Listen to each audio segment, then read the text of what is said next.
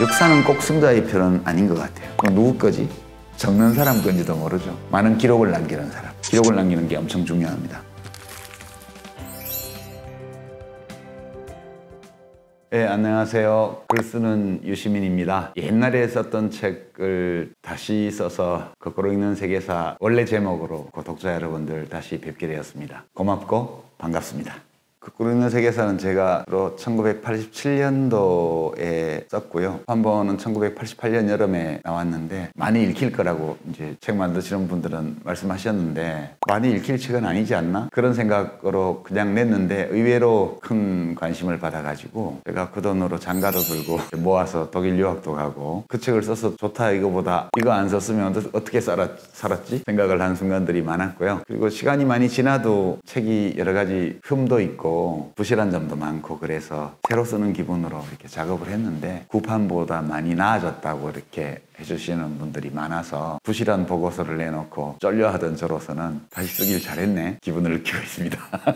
원래 문장이라는 게 어떤 문장이 좋다 이런 객관적 기준은 없죠. 저는 요즘은 좀 우리말과 잘 어울리는 문장, 개인적으로 보든 역사적으로 보든 말이 먼저고 글이 다음이다. 이호덕 선생님의 지론이었는데요. 그래서 이번에 전면 개정하면서 이렇게 말하는 것처럼 느껴지는 문장, 그 문장이 제가 좋아하는 문장, 내가 지향하는 문장이다 이렇게 생각해요. 말하는 것처럼 자연스럽게 흘러가는 문장, 예쁜 소리가 나는 문장이 좋죠. 소리를 내기 편하고 귀로 듣기에 불편한 그 소리가 적고 그런 게 말하는 것처럼 쓴 문장이라고 저는 판단을 합니다. 자기가 써놓고 자기가 읽어보면 금방 알 수 있어요. 그렇게 하려고 노력하다 보면 꼭 필요하지 않은 곳에는 단문을 쓰게 돼요. 그리고 글 쓰다 보면 단문으로는 표현이 안 된다. 내가 지금 말하고자 하는 게. 이럴 때는 좀 멋지게 중문이나 복문을 써도 좋죠. 그럴 때 그 복문 긴 문장이 빛이 나거든요. 노래 부르는 가수들이 처음부터 끝까지 고음으로만 쫙 가면 부르는 사람도 힘들고 듣는 사람도 힘들고 작게 이렇게 가다가 정말 그 노래에서 자기 감정을 다 실어서 청중에게 전하고 싶을 때 그때 한 번 지르는 거죠. 뭐 아이유처럼 뭐 사단고음을 올리든가 그럴 때 그게 빛이 나요. 그런 것처럼 비슷하지 않나? 문장도.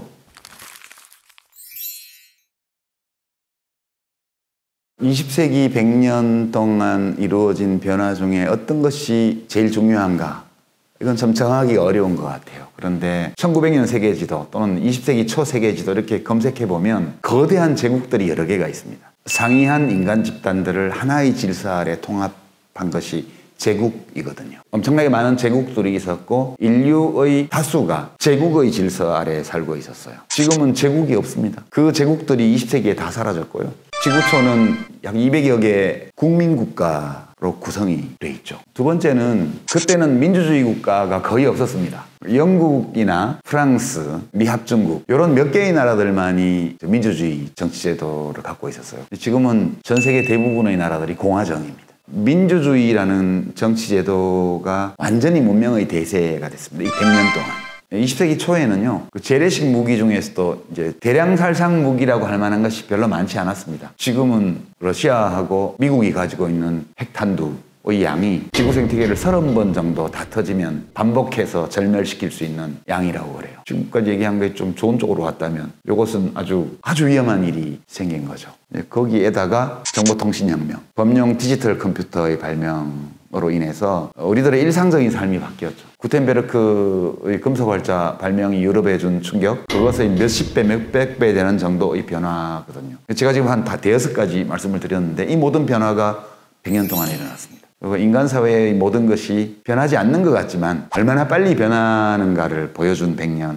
그 모든 변화의 중심에 있었던 것이 언론과 지식인 집단이에요. 모든 국민 국가들을 지식인 집단이 언론을 통해서 또는 언론과 함께 이뤄낸 변화였어요. 그러니까 제가 드레피스 사건을 20세기의 개막이다 이렇게 본 것은 드레피스 사건 안에 20세기의 중요한 대사건들을 예고하는 징후들이 거기 다 들어있었고요. 근데 이제 그 못지않게 제가 중요하게 본 것은 드레피스 사건 때 지식인이 집단적으로 등장해서 여론에 영향을 미치고 정부에 영향을 미치고 사회의 진로를 바꿨어요. 신문과 잡지의 지면을 통해서 지식인들이 사회의 현안에 대해서 발언하고 집단적으로 의사표출을 하기 시작하면서 그게 영향을 주고 사회에, 그리고 정치 권력을 쥔 사람들이 권력을 유지하거나 재창출하기 위해서는 그 지식인들의 영향력 아래에 있는, 또 언론의 영향력 아래에 있는 시민사회의 어떤 분위기를 살피고 그 요구를 경청할 수밖에 없는 그런 시대가 왔음을 알리는 사건이 드레피스 사건이에요. 그래서 저는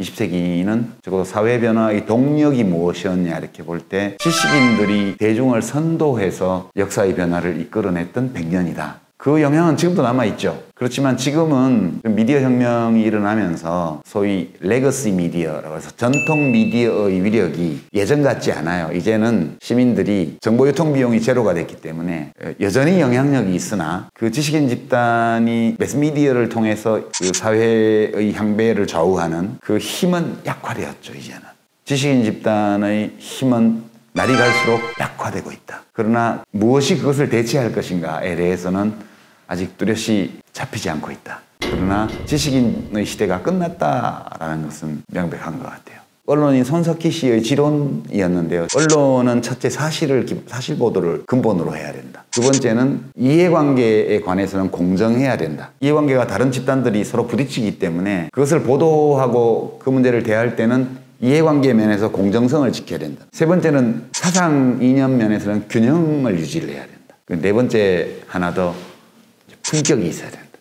저는 굉장히 그 20세기의 역사에서 만들어진 타당한 원칙이라고 봐요. 근데 이제 1인 미디어들은 첫 번째와 네 번째를 지켜야 돼요. 사실에 기반을 두고 1인 미디어를 해야 되고 그 다음에 품격을 지켜야 돼요. 근데 이 공정과 균형에서는 좀 달라요. 왜냐하면 1인 미디어들은 자기 주장을 하는 거기 때문에 이분들은 언론과 달리 모두의 것이 아니잖아요. 이제 전통 미디어들은 그 원칙을 계속 지켜나가고요. 그 다음에 대한 미디어들은 1번과 4번 사실을 근거로 한다는 것과 되도록 높은 수준의 품격을 나름대로 지켜나간다는 것, 이 두 가지는 좀 지켜야 되는 거 아닌가? 여전히 전통 미디어의 역할은 있다. 그러나 과거처럼 그것이 사회를 압도하기는 어렵다. 한편에서 뉴미디어들이 아무런 원칙도 없이 막 폭발하고 있고, 그리고 전통 미디어들은 그 전통적인 미덕을 스스로 해치고 있고, 이런 것들 때문에 공론의 장이 매우 혼탁해졌죠. 그럴 때일수록 시민들 개개인이 주체적인 정보 처리자로서 눈을 밝게 뜨고 이렇게 해나가는 수밖에 없죠. 대형 인터넷 서점의 베스트셀러 목록을 보시면 독자들 개인의 삶에 도움이 될 만한 것들이에요. 내가 내 삶을 헤쳐나가는 데 필요한 거예요. 그냥 주식 투자에 관한 책들 되게 상위권에 많고요. 자기 마음을 돌보는 책들이요. 소위 자기 개발서라 그래서 성공하기 위한 어떤 비결. 이게 사람들의 관심은 다 거기 있어요. 예외적으로 어떨 때 그렇지 않은 책들을 찾죠. 근데 막 나라가 완전히 이상해졌다 이러면 국가에 대해서 또는 정치에 대해서 이제 나온 책들을 좀 일시적으로 본다든가 그런 거 있긴 한데, 통상적으로 그런 큰 문제가 없으면 자기 개인의 삶을 돌보는데 필요한 정보를 담고 있는 책들을 주로 사봅니다. 근데 그런 가운데 문제는 쌓이고 있죠. 모두의 문제는 그 누구의 문제도 아니거든요. 모두의 문제는 모두의 문제일 뿐 내 문제가 아닌 경우가 많아요. 내가 신경 써도 바꾸기도 어렵고, 그렇게 되는 게 나쁘다 좋다 말할 수가 없고, 그게 우리들의 살아가는 모습이라고 저는 생각해요. 부족 본능에 대한 얘기를 제가 이 책의 블로그에 꽤 길게 썼는데요. 어떤 시각에서 보냐에 따라서 그게 좋은 걸 수도 있고 나쁜 걸 수도 있고 그런 건데, 우리가 애향심, 이게 되게 소중한 감정이죠. 자기 고향을 사랑하는 거는. 근데 이게 정치적으로 표출되면 지역주의, 지역감정이 돼요. 그 애향심, 애교심 다 이게 부족 본능인데, 부족 본능은 이게 우리와 다른 사람들 가르려고 하는 본능이에요. 하여튼 3명만 모아놓으면 패가 나뉘거든요. 그 인간은 이걸 엄청 잘해요. 이걸 잘했기 때문에 살아남은 건지도 모르거든요. 내가 살아남으려면 내가 속한 요 집단이 살아남아야 되기 때문에 매우 강력한 부족 본능을 우리가 진화 과정에서 얻었거든요. 20세기를 통해서 이 부족 본능의 발현 형식이 어떻게 정착이 됐냐면 국민국가 체제로 정착이 된 거예요.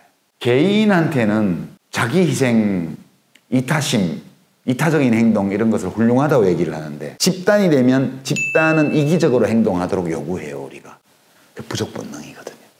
문제는 글로벌해요. 이산화탄소나 메탄가스 이런 거를 어디서 배출하든 상관없이 지구온난화를 일으키거든요. 문제는 글로벌한 문제를 일으키면서 우리가 사는 조직 단위는 국민국가예요. 그리고 그 국민국가의 의사결정권자들이 이기적으로 행동하도록 요구를 해요, 사람들이. 그래서 인류가 망한다면 이 부족 본능 때문에 망하리라고 저는 보는 거죠. 이 국민국가라는 형식으로 20세기를 통해서 정립된, 표현된 이 부족 본능, 지성적 능력을 가지고 있는 호모사피엔스가 이 부족 본능에 묶여서 자기가 이렇게 문제를 해결 못하고 절멸되는 거 가능한 일이죠. 이제 그런 점에서 EU는 제국과 유사한 질서를 합의에 의해서 만든 사례예요. 이 인류 역사에서, 문명의 역사에서 한 번도 제국이 정복전쟁을 통하지 않고 제국이 만들어진 적이 없습니다. 이것이 가능해진 데는 두 가지 원인이 있다고 저는 봐요. 첫 번째는 유럽은 고대 아테네 이후에 2500년 동안 계속해서 전쟁에 시달렸다고 보는 게 맞아요. 이 전쟁의 공포에서 벗어나서 항구적인 평화를 이루기 위해서는 유럽을 하나의 질서로 통합해야 한다. 이 생각을 19세기 들어서 했고요. 그 20세기에 두 번의 세계전쟁을 거치면서 그때 확고해졌고 유럽연합 안에 있는 개별 국민국가로 이렇게 위치를 잡았죠. 인류 역사상 처음 있는 일이고요. 유럽연합은 유럽인들의 수천 년에 걸친 전쟁에 대한 악몽을 토대로 해서 그들이 일찍부터 발전시켜온 민주주의의 경험, 이것에 의지해서 유럽의 공통적인 그런 문제들을 국민국가의 경계를 넘어서서 해결해 보려는 용기를 냈고 그것이 가능하다는 확신을 가졌고 합의를 통해서 그걸로 갈 수 있었다. 그 점이 중요하다고 보고요. 유럽연합 수준의 세계정부를 만들 수 있다면 우리가 기후위기나 핵폭탄으로 인한 지구 생태계의 절멸, 이것을 막을 수 있을 것이다. 아주 좀 가느다랗지만 희망이 아주 없지는 않다. 그런 생각을 하고 있습니다. 거꾸로 있는 세계사는 그냥 재미로 읽으시면 돼요. 20세기에 일어났던 온갖 사건들과 우리가 직면하고 있는 문제들에 대해서 좀 가볍게 재미있게 스토리를 전달하려고 애를 많이 썼기 때문에 그냥 재미로 이렇게 읽어보시고 나면 20세기의 큰 사건과 20세기의 인류가 이룬 변화에 대해서 별 부담 없이 이런 일이 있었어 라고 이렇게 살펴볼 수 있게 해드리는 그런 정도 책이기 때문에 이 책은 그냥 맛배기라고 생각하시면 좋을 것 같아요. 과거에 제가 어렸을 때 가졌던 그런 어떤 열망 이런 것들은 별로 없고요. 남은 시간 동안 하루를 잘 보낼 수 있으면 좋겠다. 그 생각만 해요. 오늘 하루 의미 있게 뭘 하든 오늘 하루 괜찮았어. 그런 느낌을 가지려고 노력합니다. 젊은이들은 이런 말 들으면 저 사람 아저씨 됐네, 할배 됐네 그럴지 모르겠지만 그건 항상 있더라고요. 중요한 것 같아요. 역사는 승자의 기록이다. 상당히 시니컬한 냉소적인 표현인데요. 역사는 꼭 승자의 표현은 아닌 것 같아요. 역사에는 두 가지 의미가 있거든요. 과거에 있었던 일들과 관련된 사실로 엮어 만든 과거의 일에 대한 이야기. 또 하나는 인간의 삶과 사회가 변화하는 과정 그 자체. 그것도 역사라고 그래요. 그 둘 다가 승자의 표현은 아닌 것 같아요. 일시적으로 승리를 거둔 사람이 긴 세월에 걸쳐서 패배한 사례도 많거든요. 그럼 누구 거지? 적는 사람 건지도 모르죠. 많은 기록을 남기는 사람. 기록을 남기는 게 엄청 중요합니다.